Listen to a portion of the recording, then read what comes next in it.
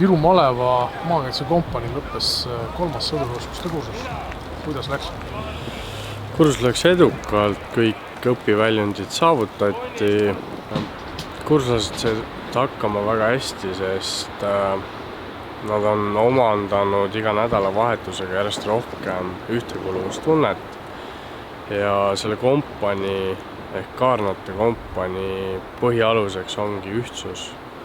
Ja iga liige meist teab ja tunneb läbi iseenda, et ühtsuses peetub jõud. Viru Maleva maakaitsekompanii lõppes 3. sõdurioskuste kursus. Kuidas läks? No oleks veider, kui ma ütleks, et lihtsalt läks, et ikka oli raske ja väga vahva oli ka, et ma tutvusin väga erinevate inimestega ja need on kindlasti inimesed nagu terveks eluks, et kellega jäängi suhtlema. Milliste ootustega sa kursusele tulid? No kuna ma olen üpris värske liige, siis ma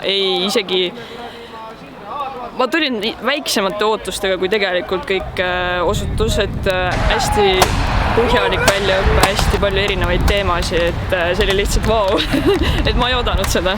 Aga tegelikult sai ikkagi päris koguses uusi teadmisi, kogemusi, ikkagi enda kohta teadmisi, et ikka tuleb natuke trenni rohkem teha ja tulin siia lootusega saada tõelise sõduri kogemuse, mille ma sain. Ma olen väga õnnelik selle üle ja tee peal leidsin ka palju uusi sõpru ja olen igati rahul sellega.